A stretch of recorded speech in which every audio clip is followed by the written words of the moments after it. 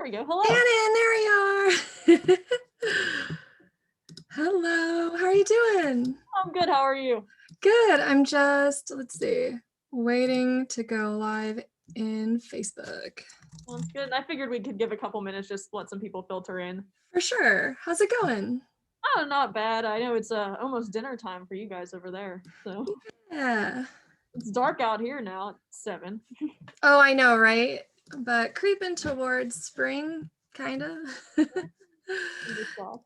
Awesome. So how's it been over there? Do you get to go into classes yet, or are Yeah, you? actually, I'm here now, but Nice. we're about our hybrid, half in person, half online. Okay. It's not super bad. It's I'm a commuter, so I get to be home a little bit more. But Okay, cool. Oh man, that's here in Seattle. It's just everything is shut down. So it's tough, especially when you do what we do. I mean, half of learning is so hands-on. So right. I know. So that's why this is so great. We can actually see some gear. Most definitely. No, I'm excited. I have some friends in the room with me. Who are Oh yay! Okay, amazing. Here's on here now, so this should be super fun. Awesome. Okay, well, we are officially live on Facebook in the Women in Audio group. So, Dannon Johnson, thank you so much for taking the time to demo some gear for us, an SSL console, which is extremely rare to find on YouTube. A woman demonstrating gear. Who would have thought? What a novel idea. I know. So yeah, I'd love to just start with an introduction. You want to just say, where you are right now, what you've been up to, where you were in school, and yeah, and I'll make you a host so that you can share your screen too. Absolutely, yes, I do have some PowerPoints that I will share in due time. But yeah, so I'm Dannon Johnson. I'm a freshman music technology major at Duquesne University in Pittsburgh, Pennsylvania. Nice. So one of like 3 major cities in Pennsylvania that people know about. But as I said, I'm at Duquesne University. I'm a transfer student, so I'm a little bit older than your average bear of a freshman, but I love what I do here. And I've been in audio for roughly 7 years or so. I started my last year of middle school, freshman year of high school. I became sound engineer for my high school's marching band. And that's just what set me on the trend of wanting to do this for a living. I absolutely fell in love. And Nice. here we are. I know you posted the video from my studio, but I am the owner and lead engineer of Guffey Cam Studios, that I run with a friend of mine out of my basement, like every other audio student. But Awesome. that's a lot of fun. And then also I wanted to introduce Mackenzie, who is on this call. She's actually my vocalist for tonight for this demo. Oh, cool. She's in the other room. She's over there. Say hi, Kenzie. There she is. She's in our live room. So at Duquesne, we have our control room, we have a vocal ISO, a piano ISO, and then we have a live room. And that's where she's at right now, kind of hanging out, waiting to do some singy-songy stuff. And she is a junior. Okay, very cool. She's a voice major, and I mean, also fellow female in audio. Woohoo! And, if anyone who hears this likes how she sounds, she is an artist herself and has an album out under the name All My Love, and the album is Sincerely Oblivion. She has the best harmonies I've ever heard, so I cannot recommend it enough. Oh, yay. We'll Yeah. post some links after too. Oh, absolutely. I can share PowerPoints. I wanted to share my email and stuff in case anyone had questions. Awesome. Social media, so forth. But that, and then just one more little intro. I, being here, have to plug my Duquesne staff. The faculty here are incredible. We have 3, kind of the big 3 we call them. We have Thomas Kikta, who is the chair of our department. We have Jay Dutt, who is a 5-time Grammy-winning engineer. Amazing. We have Jesse Noss, who is the owner of Red Cayman Media in Pittsburgh, who is one of the biggest studios in the area. So very cool, very cool. Awesome. So, I mean, do you want to just launch in? If you want to, and I'm good to go. Yeah, I will make you the host. Sounds good. And there you go. All right. Yeah, so I have a little overview. Obviously, we're going to talk about the multi-track recording process, which is the entirety of what we do, whether it's analog, digital, tape, you name it. Got to follow it. Specifically on the SSL AWS 948, courtesy of Duquesne. And I'm going to do a demo, like I talked about. We're going to do a demo of basic tracking and overdubs using the analog side of the SSL. Very cool. Let me open up my first PowerPoint here. Share screen. There we go. All right.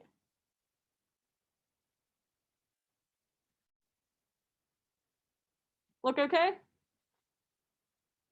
Sounds good.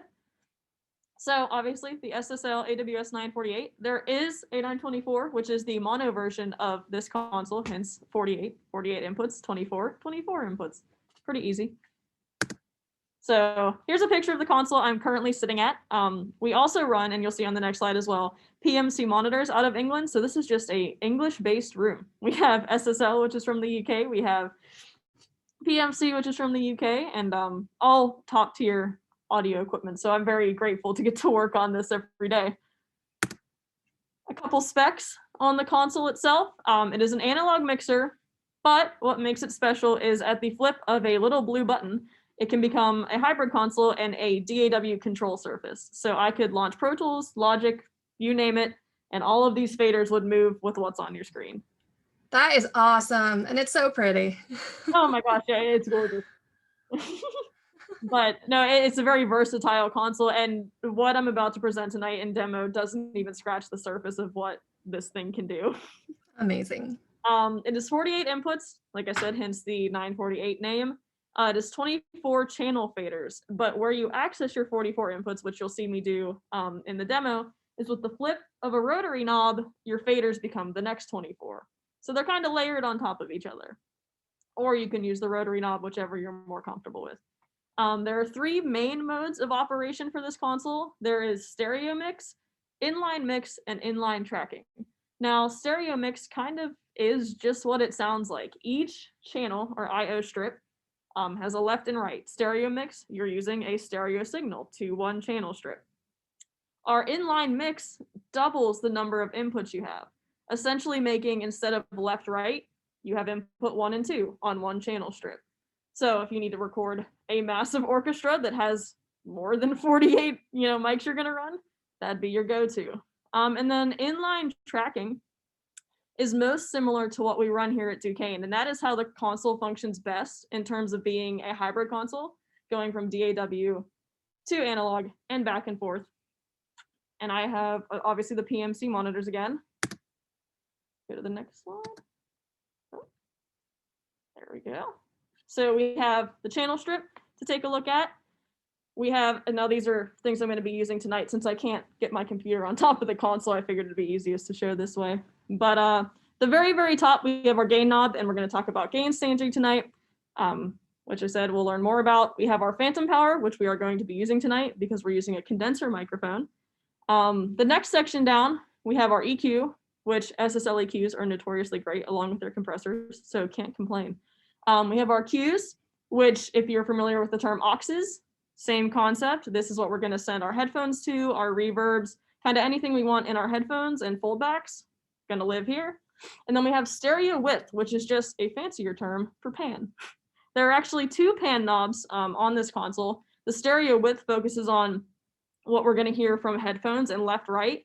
And there's a pan knob up above, which focuses on what comes out of our monitors here. So, and at the very, very bottom, you see your basic, mute, select, solo, which is on every console. And I cannot stress this enough, read the manual. If there are any questions you could possibly have about this console, read the manual. I will say that at Duquesne, we have a saying, it's RTFM, read the figure it out for yourself manual. And there's one slide I'm going to go back to actually, because I think I may have glanced over it. Yes, here we go. Computer skipped through it there. So this is how we run our console at Duquesne. We have what is called a dual path inline configuration. And you saw the little asterisk next to inline tracking because this is kind of just a variation of that. So we have on each channel strip, our left channel is a microphone in, mic line in, and our left channel is a line in, meaning that our the mic, functions as our input from an instrument, and the line level functions as our monitor level. So we kind of see deflection from input and deflection from output in one channel strip up on our meter bridge. Like I said, dual path, we have channel and monitor path. And then in line, it's on one I/O. So that's kind of where that name came to be. And then here is actually a diagram from the manual itself. Look at that, manual has it. But as you can see, mic goes in. This is the rotary knob I talked about. If you would press it, it'd go to a fader, one and the same. Output to your DAW, tape machine, whatever your storage device may be, from the left, and then we're gonna go back out in line right, which to our mix bus, to our monitors. And you'll see on the console here that there are many different buses you can go through, and mix bus is kind of what we're normalized to in terms of how we hear things back. And then I think the other slide, oh, there we go, is a general overview of the console itself. These are kind of the big three, if you will. So we have our I/O, which is a channel strip, and then we have the meter bridge. So this right here, can you see my mouse? Cool. So this would be our left signal, which you'll see is our input, and then our right signal, which you see would be our output, or what we're hearing from the speakers. This is obviously key to see if you're getting sound. And then our master module over here has a couple things that live in it. So our master fader is right down here in the very bottom corner, kind of cut it off in this picture. These are our play, stop, record, which work right in line with Pro Tools, so you don't have to touch the computer at all, really. This is what is called the TFT. This is our screen where we access things like total recall, which I'll explain at the end. We access things like going from channel to monitor path in terms of sending effects to and from. And then we can pretty much edit whatever we want in terms of usability of the console from this little computerized area. And then buses, which we would select here in our meter bridge, live in this area, as well as our foldbacks, which is what our cues send to. And you'll see me do that tonight with headphones. And our stereo echo returns, which is what allows what we send to headphones to come back to us. So when you see my next PowerPoint where I talk about signal flow, it'll kind of make more sense how this goes from here to here to here, but under here and then back to here. Cool. So there's that one. Let's see. If there's any questions, I will happily take them throughout or at the very end. So just chime in. And you can use the chat box. Absolutely. Actually, a friend in the room with me is keeping an eye on it. So okay, great. If anything pops up that I don't see right away, great. he is there. So now I guess to my next PowerPoint. Let me go back here. All right. Share screen. Here we go. All right, so the multi-track recording process, which is kind of the biggest one tonight. And like I said, what I'm going to demo tonight using the SSL. Now this would be the exact same for any console you're on. Obviously, terminology might be a little different, like cues, auxes, or signal flow might be a little different, but this is all kind of one and the same in terms of how audio gets from instrument to consumer. Oh, okay. So there are two analogies in audio. Now this may seem kind of goofy, but this is how I learn. This is how I like to teach other people. I think it's pretty common to say that you've heard signal flow is water before. I think that's kind of just I don't want to say standard, but standard in the industry and how we teach signal flow. Mm-hmm. Which you'll see me demonstrate tonight. You kind of think of what sound I'm getting from the instrument as going into the console, its input pipe, if you will, and then kind of following, trickling downstream. Auxes might put a right turn in it and send it down that stream and so forth. And the other one, which is less common and specific to a mentor of mine, at least that I know of, is cake. I think we all kind of like cake in our own way, don't get me wrong. But I like to think about anything in audio really as like baking a cake. So to me, the multi-track recording process, with the first step being basic tracking, is like gathering your ingredients. I'm gathering guitars, eggs, flour, sugar, drums, bass. And then we move forward to overdubs and we're adding, okay, maybe we want some chocolate chips. Maybe we want some sprinkles in there, some filling. I don't know. Mixing, obviously, we're going to get the right measurements we need, kind of stir it all up, bake it off, and mastering is like putting the cherry on top. So that's kind of how I like to think about that. I love that, by the way. That's awesome. It took me a little bit of time to find clip art that I actually liked for this. All right. Yep, let me go back one here. Google would like to work with me today. Here we go. So like I said, now depending on who you ask, this answer could be a little different, but there are 3 basic stages of the multi-track recording process. Some people will say 4, they'll add mastering in there, cool, fine. But for the simplicity of it, there's basic tracking, overdubs, and mixdown. Basic tracking and overdubs is what we're going to be doing today. And then mixdown, which to me is kind of self-explanatory, and I know to some it is as well, is just mixing. It's a fancy way of saying we're going to take everything and make it sound how we want it to. So to continue with the cake analogy, I have basic tracking as sitting down with your client and saying, hey, do we want chocolate or vanilla cake? We got to sit down and figure out what's our goals of the session. What do we want the song to be? You know, what are we going to have drums? How many drums are we going to have? We're going to have 2 guitars, things like that. Overdubs, where we add things to our base layer. Do we want dark chocolate, white chocolate, milk chocolate, sprinkles, raspberry filling, white almond cake with raspberry filling? My favorite. Such a good blend. And then, like I said, mix down, getting your measurements right. You can't have too much sugar. Too much reverb usually isn't a good thing, which is, you know, kind of a trap to beginning audio engineers. Throw it all in your mixer and make it taste good. Nice. So, basic tracking in particular, like I said, is going to be a big focus because that's kind of what we're doing tonight. I have, as a baker, engineer, if you will, you meet with your client and you discuss what you want. Pre-production is probably one of the most important things you could do in a studio session. It's so much more difficult to just jump into recording and playing a song when you don't have goals set for yourself. So it's important to sit down and say, hey, like I said, do we want X number of drums? Do we want a classic sounding thing? Do we want a super overproduced sounding thing? It's all, you know, up to you and your client. So basic tracking in particular is building that foundation. It's kind of just setting the stage for where the rest of the song is going to go. You get your ingredients out.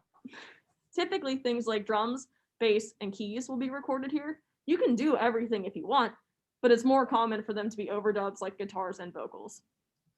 So you would have what are called scratch tracks to get your drummer, your bassist, your keyboardist through that part of the session. And scratch tracks are just rough recordings to give them markers like, hey, chorus is here. All right, hit that. Verse, here, hit that. So you would have, say, your guitar player, vocalist, doing a scratch track. They're just chugging along. It can be kind of junky. It's what it is. It's not going to get used. Most likely. I say that loosely because some scratch tracks come out great and you end up keeping them. But they give, like I said, the drummer, bassist, people outlets to follow along to. Yes. And then we have some things to remember. This is a big one for me. Scratch tracks are not final. Don't get too picky about them. I know personally, Green Day is my favorite band, and I know that some scratch tracks from their vocals on the last record were used for the final cut. It happens. Sometimes the feeling's just there. It's not common, however. Keep in mind that you're just chugging. You hit a wrong note, don't stop playing. It's not worth it. And then another one, which I don't think people realize too often, is you have to, don't have to, but recommended, you add reverb to the headphone mix for your musicians. Musicians tend to play much faster without reverb in their headphones. It's just a spatial awareness thing, I think, and it's I hear myself and I need to go. Like, I keep this momentum going, but with reverb, it kind of gives them a sense of space and a sense to slow themselves back down. So we're going to add reverb today to kind of demonstrate that. But that is that. So let me stop this share. Cool. Or if there's not any questions, I can kind of jump right into the demo. Yeah, I think. Sounds good. So let me put some gloves on here. We, obviously with COVID, have to wear gloves for our console and masks in school. But it's important when you do work with an SSL like this that the faders are touch sensitive. So we have to have gloves that don't hinder its ability to sense your fingerprints. Right. And for me as an engineer, I kind of like to push faders up from the bottom, and I can't do that on here. So sometimes it annoys me. But nonetheless, throw this other glove on. I see Kenzie's ready. Oh, yay. Cool. All right. Very cool.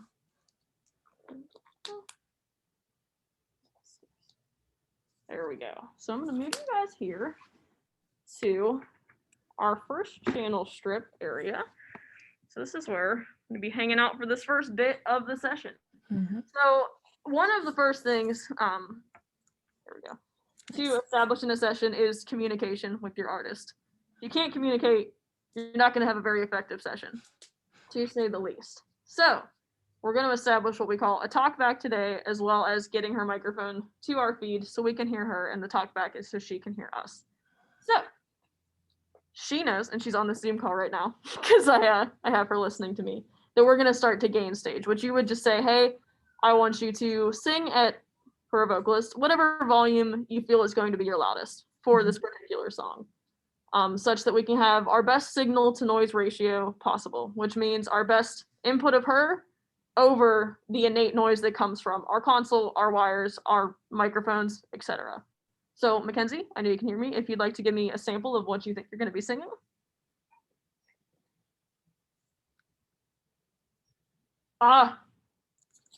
Phantom power.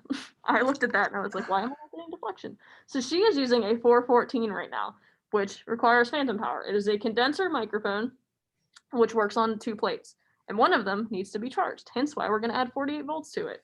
So we click on our 48 volts, and I don't know if you saw, but I turned my gain back down. It is very important to have your gain off before you click on phantom power, or click it off. You can cause pops in the system. If it's a ribbon mic, never turn phantom power on. You're going to fry it.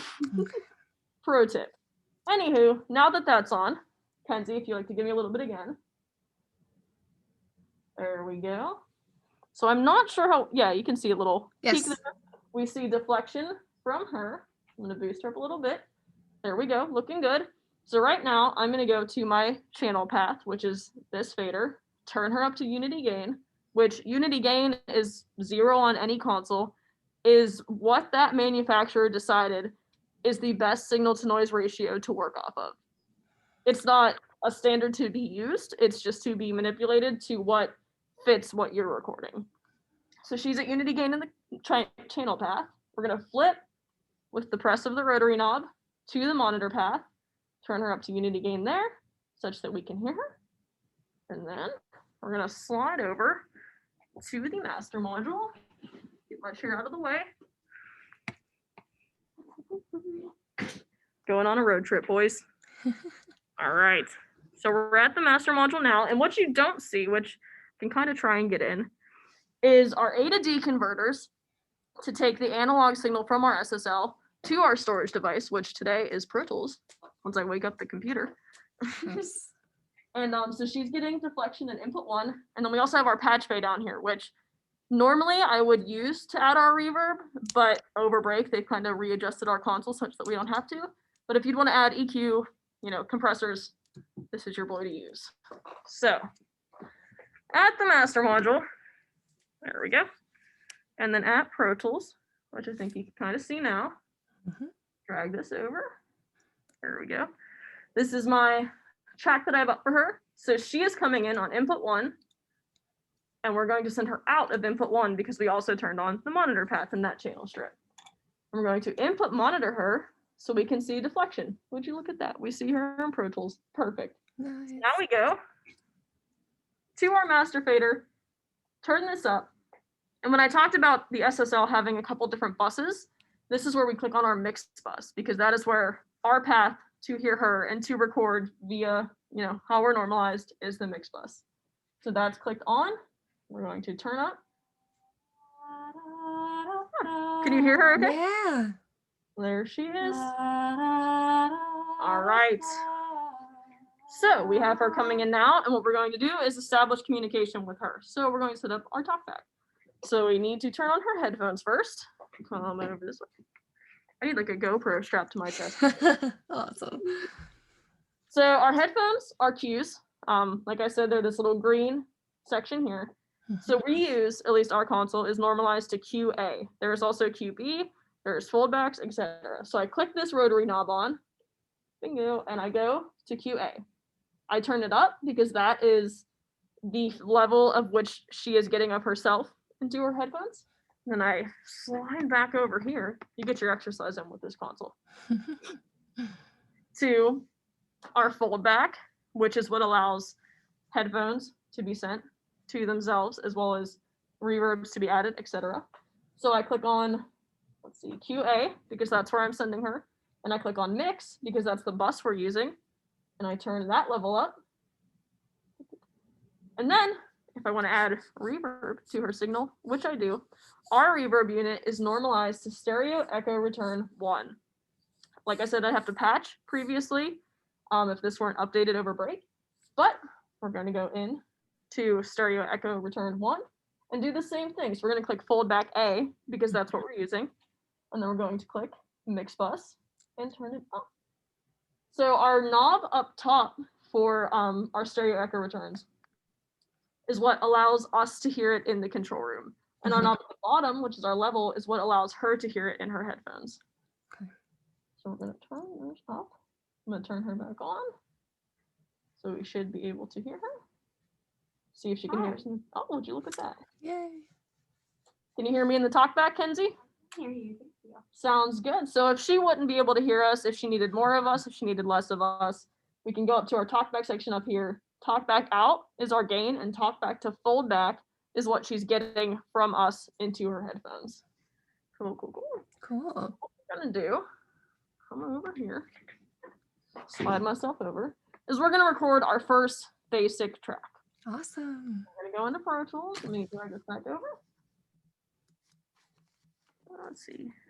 There we are. Record enable is one of those things that don't turn on unless you're ready to record, and turn it off when you're done recording, because you never know what you could overwrite or lose in the session. Mm-hmm. So we're gonna go and turn on some record for her. All right, Kenzie, you ready to give us a take? Sure. All right. I'm gonna cue you, and you ready? All right, thanks. All right. So it is recording now, and she's gonna sing us a little diddly.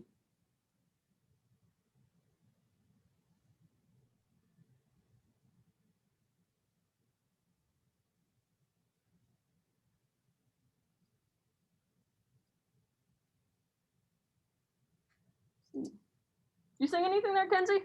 No, I didn't. I'm sorry. I thought you said you were going to cue me and then I didn't hear you. Oh, I'm sorry. I meant I was going to start you. My bad. I was like, did I do something?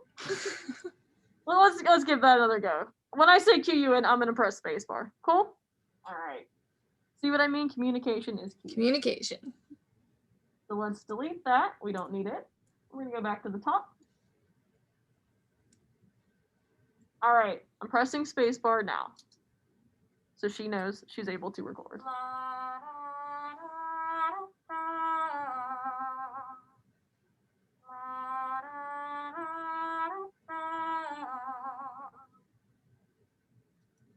Cool. So that's going to be, very good job, Kenzie. Yay. So that's going to be our first track. And then what we're going to do for an overdub, which is the second portion of our basic tracking, is head up to Pro Tools. Make sure you can see this okay. There we go. And we're going to make another track. So let's see, we're going to go track, new. Another thing that is very important in Pro Tools and for any studio is to learn the shortcuts. It will save time. It may seem minuscule at first, but it saves time. Make a new mono track. Now, because each channel strip runs both a channel path and monitor path, I need to change what input she's feeding into and what output she's feeding from in that track such that she doesn't overwrite herself. So her original track, I'm going to now send out to channel 2 and we'll turn on its monitor path so she can hear what she previously recorded. We don't need an input on it anymore since she's done recording to it. So we'll shut that off. And then we're going to go to the new track. And it's going to come out of 1 now because that's where she's plugged into in the other room. And why get up and change it when we can just do it right here? Nice. I don't want to wheel my chair the way over there. So we're going to send that out to 1. Now, can you just give me a little talking there? Oh, hello. See, we can see her in our new channel that we made. Very cool. So give me a second here, Kenzie. I'm going to send the other signal to your headphones and then we'll be good to go. All right, awesome. All right, so we do the same thing as what we did when we set up her headphones originally with one difference. So we now go to fader 2, channel 2, and instead of turning her up in the channel path as well, we're not recording there. So we're gonna flip to our monitor path, turn up to unity gain. And we're going to go to our cues as well and turn on our cue to center her headphones. So come up here, turn on my cue, turn it up a little bit. And then obviously we can adjust the level as she needs be. But now we come over to our TFT. There we go. And it's important to send her Q stereo, which is the QA, into the monitor path such that she hears herself. Because if it's in the channel path, the computer thinks, hey, she should be recording something to this right now. She should be hearing it. But she's not. So we need to send it to the monitor path. So it's like, hey, she's going to use something she already recorded. So we go up here. See a little better there. And we go and we select our channel, which I'll wheel back over here. Select channel 2. There we go. Bring it up on our screen and go into our channel menu. And we see, let's see if I can. Yeah, if you want to. I have a friend here who's going to hold up my computer for me. Oh, great. So see the screen. There we go, if you want to come. Cool. Better that way? Cool. So we have our Q stereo right here. Up there. There we go. Our Q stereo right here, which we're going to flip to our monitor path. So we come down here and we see, let's see, Q stereo. So we go, whoop. And now it's in our monitor path. Thank you, Emiliano. Nice. So now, when we press play, she will be able to hear what she previously recorded. Very cool. You ready to do an overdub, Kenzie? All right. So we're going to record enable. We're going to go record enable in purples. All right. I will press spacebar here for you in a couple seconds. You ready? All right. You're coming in.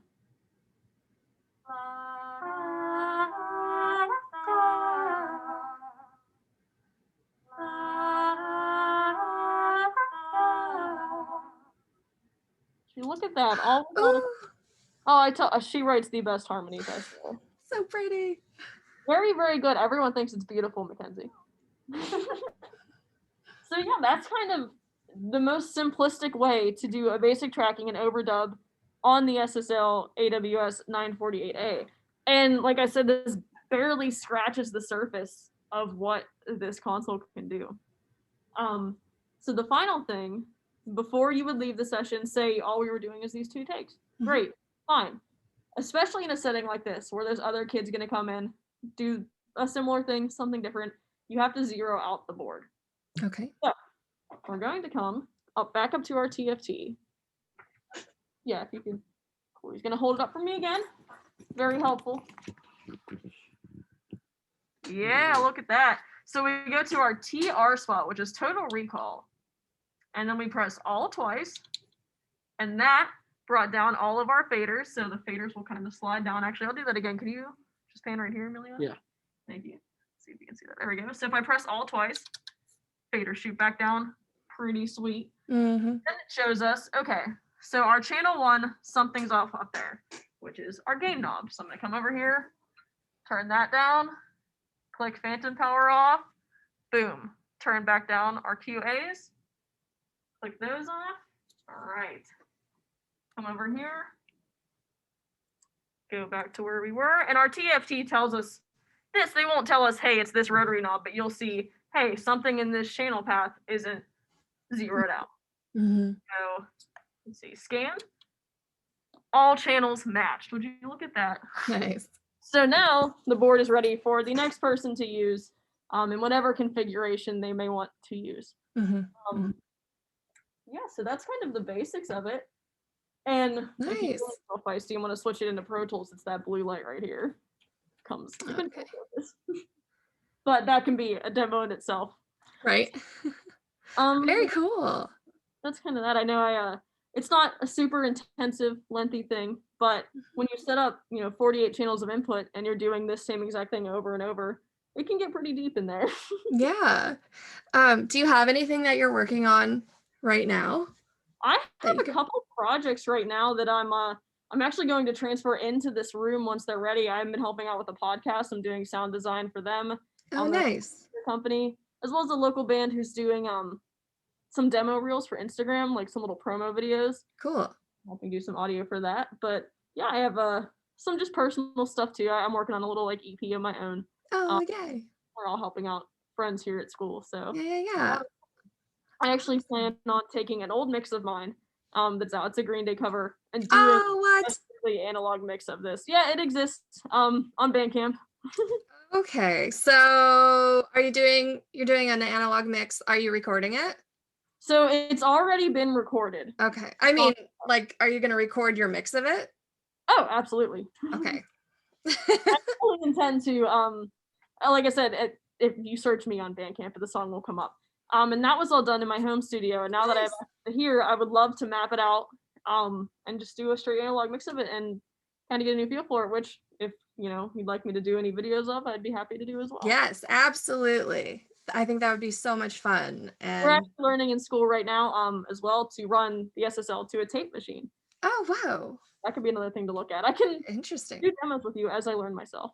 That'd be so much fun. Yeah, especially Alex, do you have any like Pro Tools things you wanna kind of highlight? Like any plugins that you would be like, okay, once we have our, our tracking, like I'm gonna put this on it or Go to right anything? away.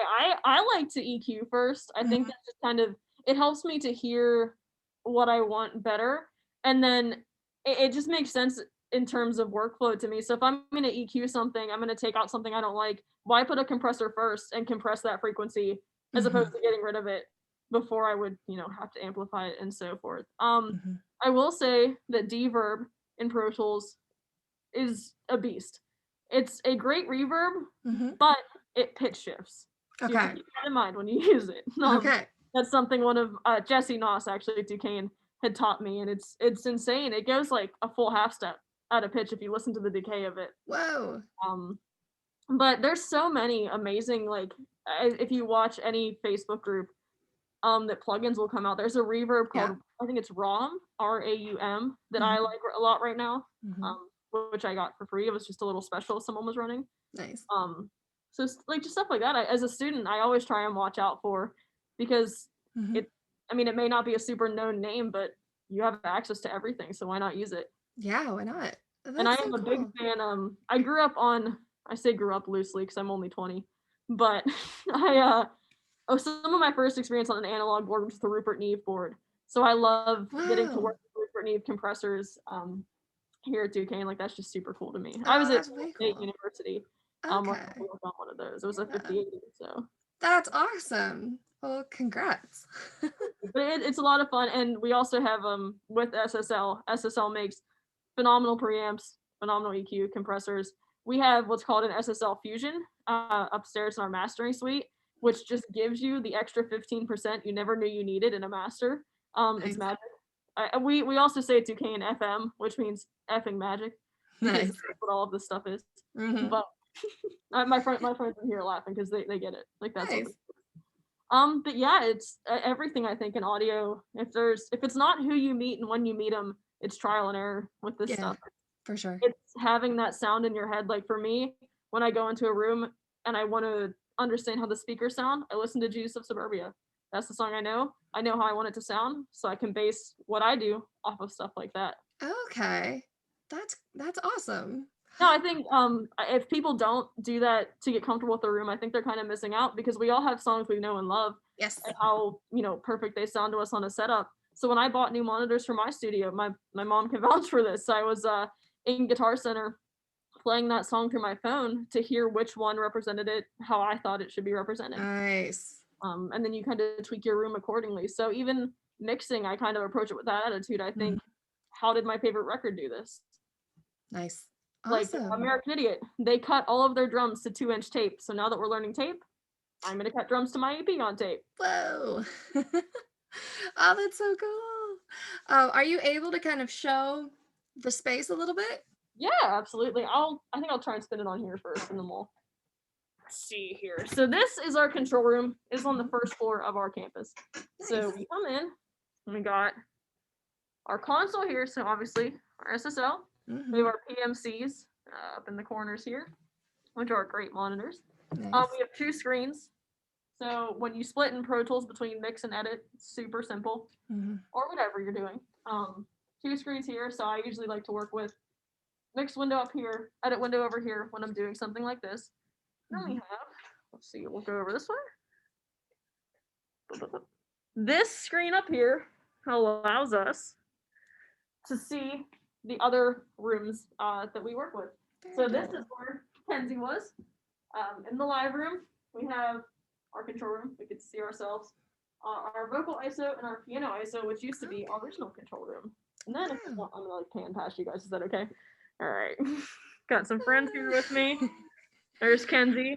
So we teach labs in here, which is when upperclassmen come through and teach underclassmen. They're kind of just in the room. So whiteboard, and then we have our 2 tape machines out. So we've been working with tape. Nice. So that's our control room. And then, like I said, our live rooms and stuff are over there. But all kind of lives on the first floor of our music building. Nice. Awesome.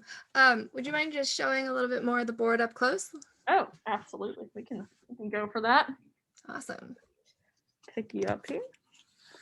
All right. All right. So we have, see, meter bridge, channel strip, down to our faders. Here. And I can show you even too while we're here. Let's see. Yeah, you can see the screen, so you can see it flip from channel. Oh, right, yeah. And so forth. If you watch, I'll turn this up. Flips back down to monitor. Turn it back up, and so forth. And then we have, bring you over here. Yeah, our master module, our TFT, some VU meters, our talkback sections up here. Our buses and stereo cues, so our foldbacks, what I was using here. And then master faders and so Very forth. cool. So do you approach each session differently, or do you have a set thing that you do, like a set method? Bouncing between studios, having a home studio and here, those two kind of differ in terms of how I set things up, obviously. But in terms of mindset, my friends joke with me because I'll record some of my friends and they're like, engineer you is different from like normal you. Sure. And you get that like, yeah, I'm understanding, whatever. But Nice. no, I think a lot of what I do is I try and prep before the session. So I'll ask someone like, hey, do you have like reference music? Do you have a demo? If not, do you have a song that kind of inspired you, just to kind of get what they're going for in my mind before I run the session. And then I do have miking techniques that I'm used to going to because I know how they work in my space. Okay. And I'm kind of comfortable with them there. Now, if it's, a session where I can venture out and try something new, great. Take an extra hour and, putz around with it. But sure. A lot of it's just, finding things out as you go and building from there.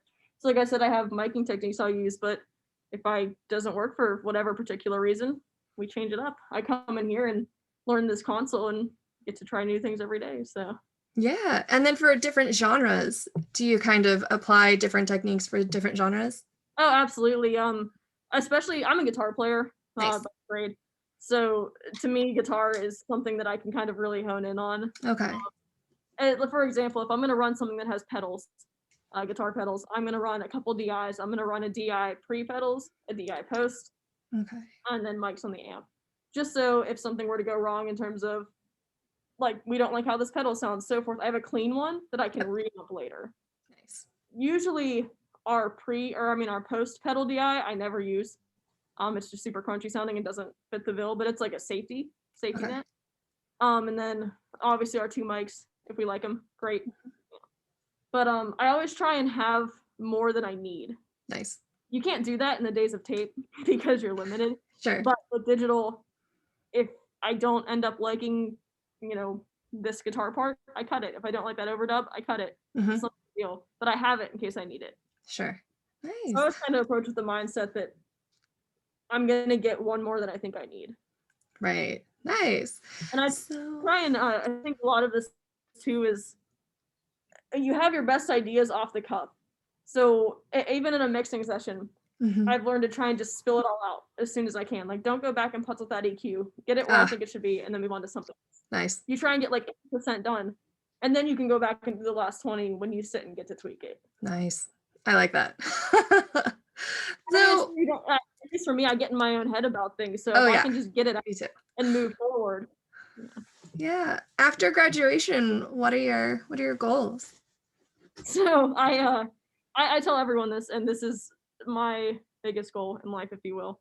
Mhm. As I'm sure you know, no female has ever won the Grammy Award for Producer of the Year.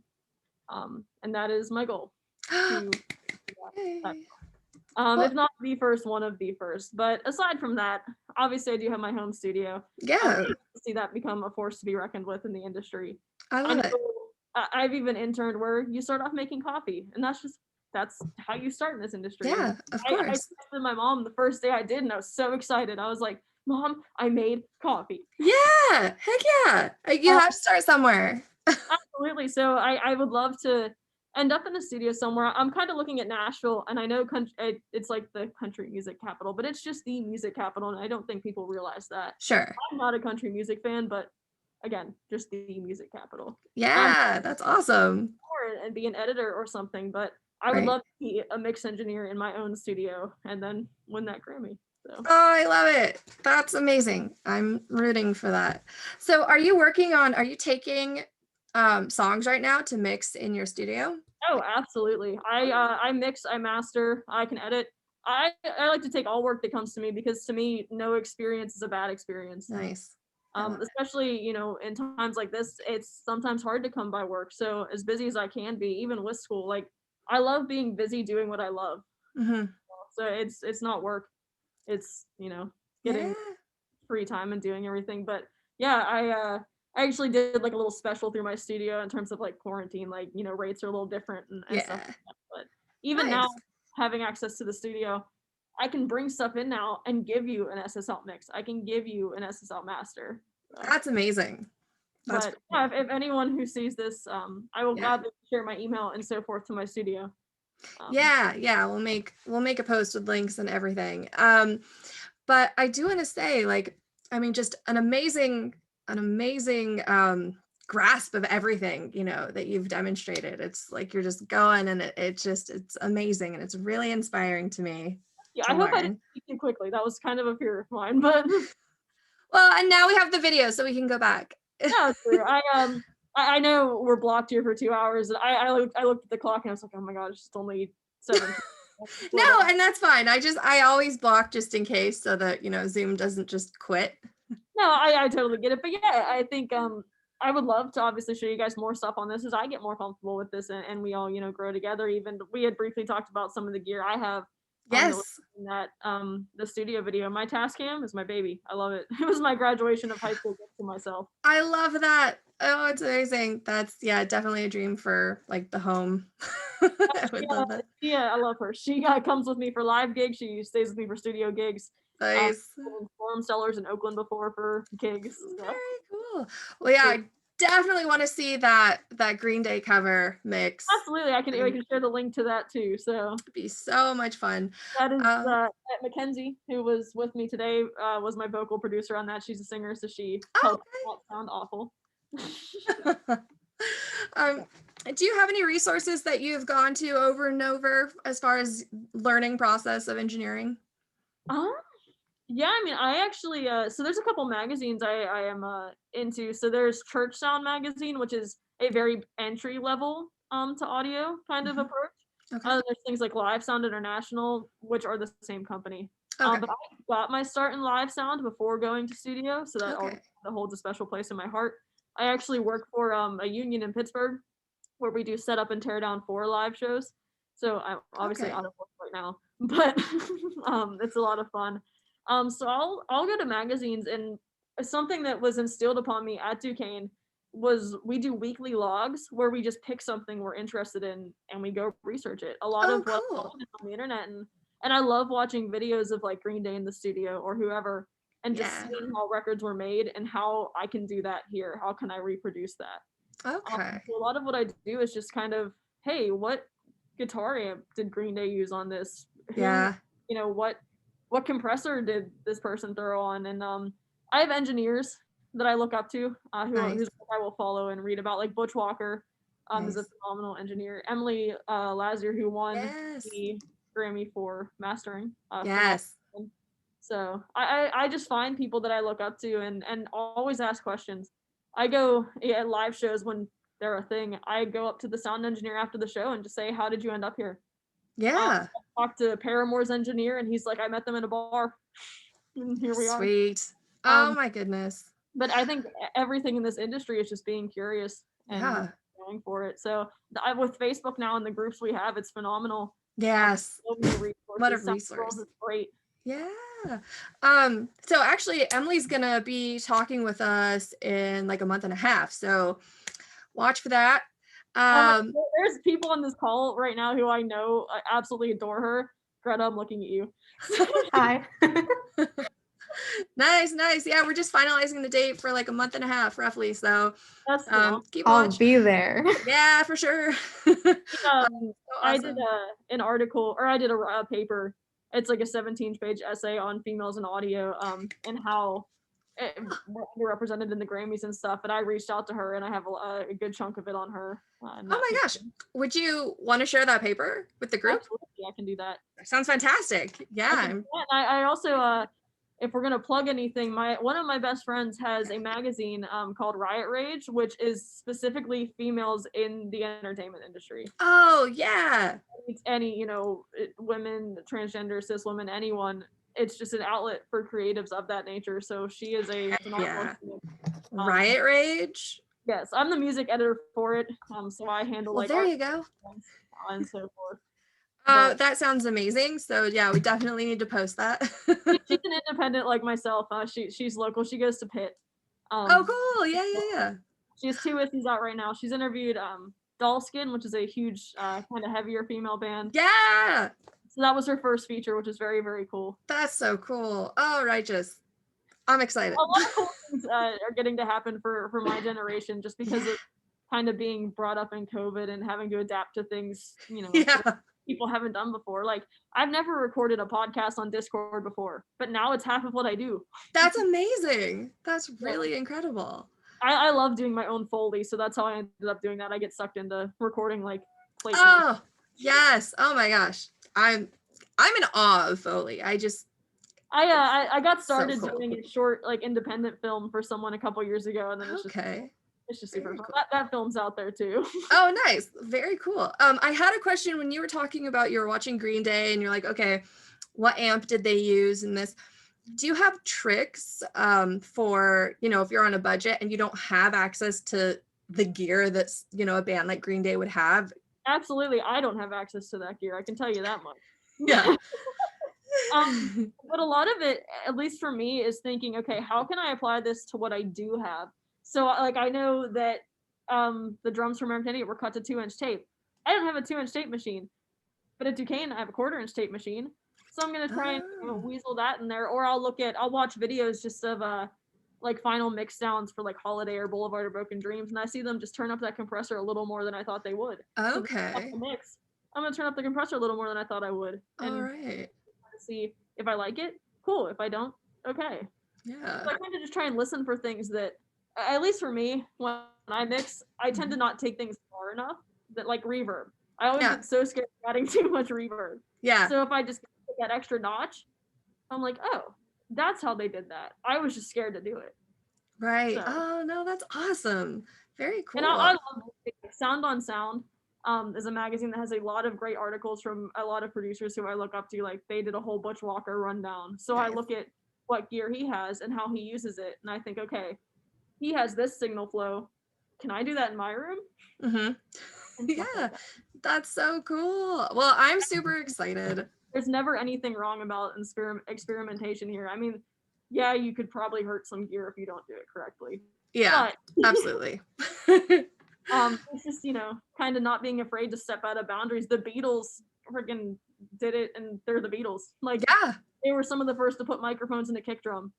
Right? Everyone does that. You can't not do it pretty much. Yeah, I was just reading about like the start of mobile recording, and like the Stones and Zeppelin were some of the first to actually go outside of the studio, like in a random like the old had the Grange and all this stuff, and it's like, wow, yeah, that's so cool. I just read an article from Live Sound International about the Who and the tour they did in 1990, and they toured with tape decks. They ran their master tapes to get famous synth backing and vocal backing. And it's just like, this is how they did that then. And I was talking to Professor yesterday about, tape when people messed with it was so groundbreaking. And I can't imagine in 100 years, like this is going to be groundbreaking. So what's going to be happening then? Right? Oh, amazing. I mean, surround sound is now becoming a huge thing. Mixing in 5.1 or 7.1, like Nice. it's just a huge deal. I mean, we have, is it 5.1 up there? Duquesne runs 5.1, so we can kind of begin to immerse ourselves in that experience. Okay, very cool. So just Well, always being up on it. Like I said, just learning something new weekly. Just I just did an article about the sound in new iPhones, just because it's such a thing that it's knowing your market. I know that when I do a song, no one except for me is going to be listening through these. right? Have their headphones. People are going to have their car speakers. Yep. So I always check mixes on that because I know that's what the consumer is listening to. Yep, absolutely. Awesome. Oh, I'm so excited. I can't wait to hear more and see more. And thank you so much for taking the time to show us the SSL. No, thank you so incredibly much for having me. I know at first I was a little worried. I was like, I'm a student. I don't know what all I can give you, but You're awesome and inspiring, and it's we're really grateful. So no, thank you. I'm very blessed to have, the friends I do in this setting. They're very helpful. The teachers I do in this setting, and just the opportunity that, like I said, every opportunity, no opportunity is a bad opportunity. I love it. In this, you got to take it. And I'm a big believer that everything happens for a reason. So yeah, I ended up here, and I love to see where it goes.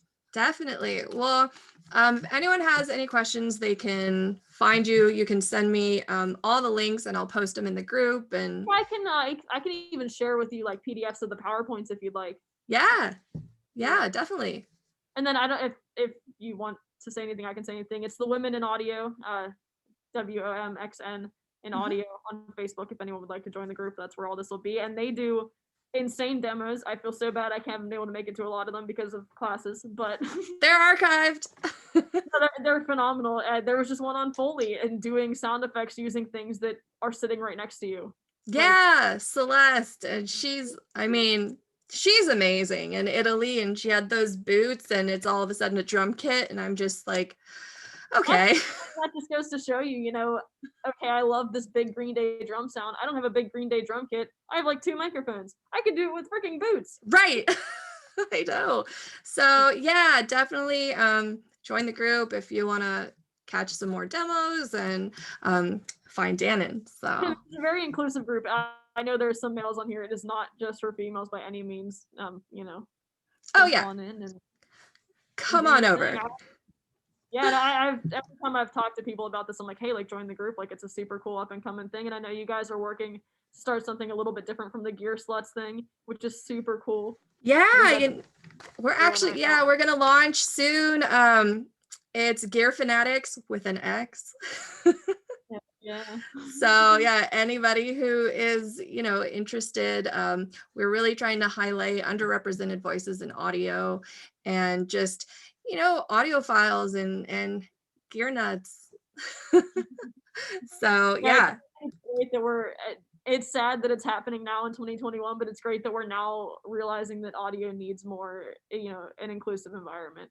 Absolutely. Not just females in the Grammys, but people of color, people of other ethnicities. Yep. It doesn't exist.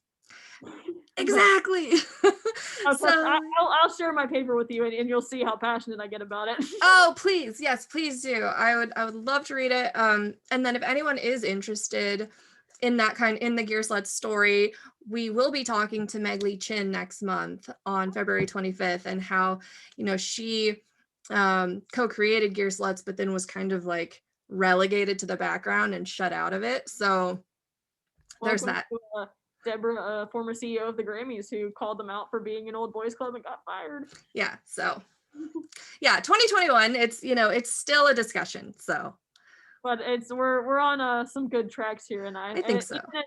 And one of my biggest things before coming to Duquesne was I always thought that this school was prestigious. I always thought that these kids were like child prodigies, and don't get me wrong, they're all super talented.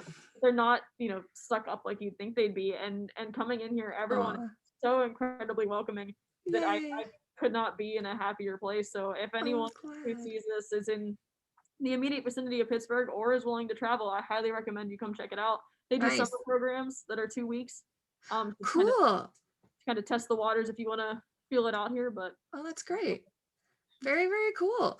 Well, thank you again so much. I'm sure I'll talk to you soon. absolutely, we'll get links Yeah. to you and so forth. Yeah. And have a great night. And thanks everybody who's watching and who came.